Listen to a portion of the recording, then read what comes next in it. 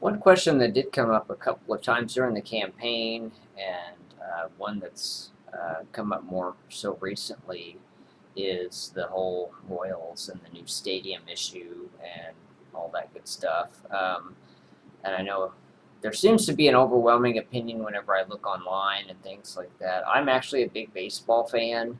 I have been almost a lifelong Royals fan also. Growing up, I was all about the Royals. I actually worried about them one day leaving Kansas City because, in the 90s, attendance was not lacking and it just wasn't really a great time. And I became a baseball fan in 1993, the last year that George Brett was with the team and all that. And I would always go to the games early. I would stay late, try to get autographs. I have quite a few autographed baseballs from those days, autographed pictures. I even wrote letters to the players, and they would send pictures back and all that stuff. And I have the most autographed baseball cards, which are not pictured here, but I have hundreds of those just from Royals, mostly all kinds of players. I did even get Frank White's autograph after he became county executive. Whether or not he remembers that moment or not, I'll have to share details on that also. But that was one of the last ones that I actually put in my autograph book. But anyway, so about the Royals, again, I was a big fan, and I just in 2003 I can remember they started out undefeated.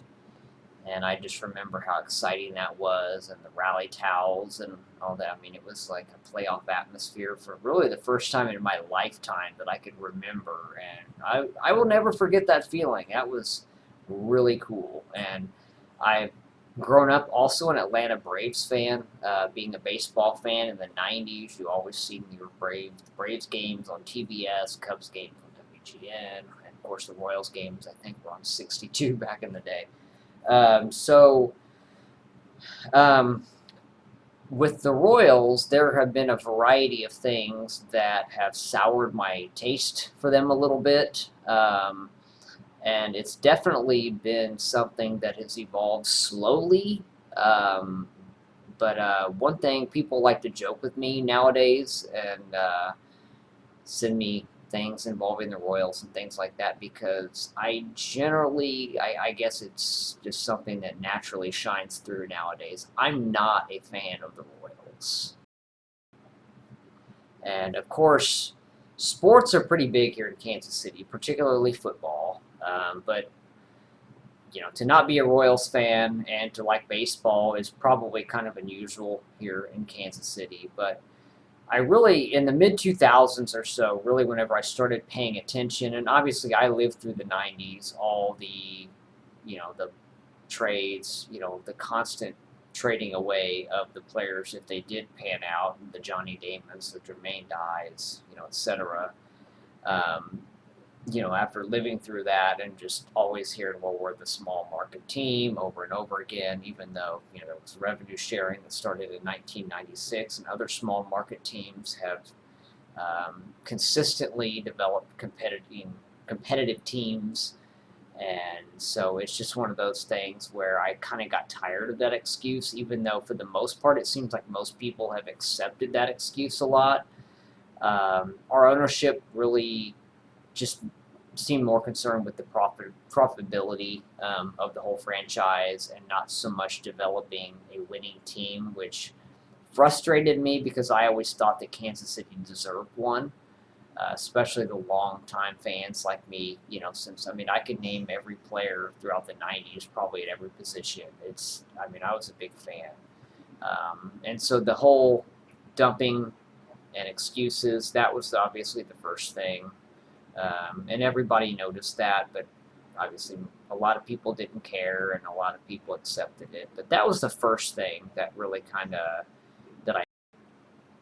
how they were dealing with their financials seemed to always come up. They just always had the most vague responses. They never really made any off-season acquisitions to try to improve anything.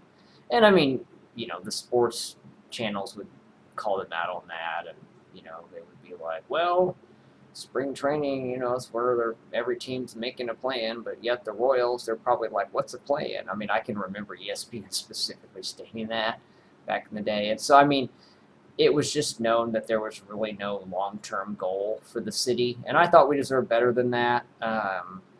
And I mean, we were one of the worst teams, in the mid 2000s consistently. And then, of course, also how they treated Frank White. Oddly enough, that was something that was on my radar back then. I actually thought they kind of treated him like garbage. And I remember then he became more associated with the T-Bones after that. And I remember thinking, wow, it just surprised me a little bit. And so there was that, and it just how they did business. I just was not a fan of that. And again, watching the Atlanta Braves, who were the complete opposite. I mean, they lost money a lot of the years that they were competing because they wanted to win, and it just seemed like they were more loyal to their fans and wanted a winning franchise, and they won a lot throughout the 90s.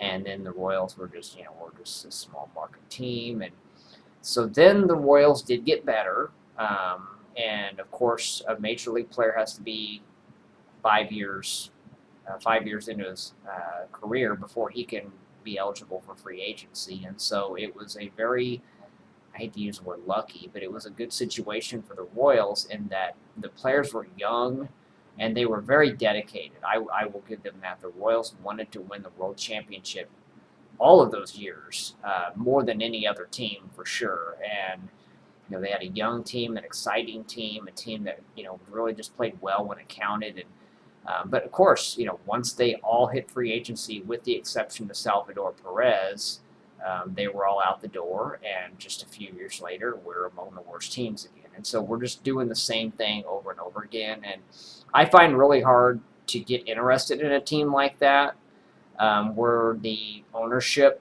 does not really care about anything or seemingly care about the fans at all. And added to that, it just seems like the fans put more into the team than the ownership traditionally has. And of course, I'm talking about the tax that was voted in back in 2006, and we are still paying to this day for the stadium renovations. And I remember thinking that was odd. And I didn't really know, yes, no, but I do remember the commercials, Keep Kansas City Major League, and to me it kind of seemed like a threat. Either you vote yes or you risk losing your teams. And it passed, 53%, but it passed. And the taxpayers have contributed that money and are continuing to do so for a long time still, 2031. And it just passed. And so you would think that the taxpayers paid to renovate the stadium, and then the new ownership takes over. And I actually thought that was a good thing. I was very excited whenever the team was sold. I thought the dark ages might be over, because it was just a very dark time. Most people will probably think about the World Series and all that, but if you really look overall, it was painful to be a fan of the Royals, during the David Glass era. It really was. And so I thought that it would be better, but I don't necessarily know if it's the same or worse, one of the two. But I'm just amazed that they're already, before they can even get us, before the new ownership can even get us close to a winning season, to make it look like they actually are interested in making Kansas City a winning team or showing any kind of commitment at all, they're asking for more taxpayer money. And it's just the strangest thing to me. And the fact that I did go to a game, and I don't normally go to games. I might go to one a year if I'm invited. But I ordered 2 drinks, which came to over $20. 2 drinks as in like fountain drinks. They were large drinks. It was like $21 or whatever. They charge so much for parking. There's an autographed baseball Bobby Witt Jr. in their sports shop for $600. I mean, it just not no offense to him, but I mean he's still a rookie.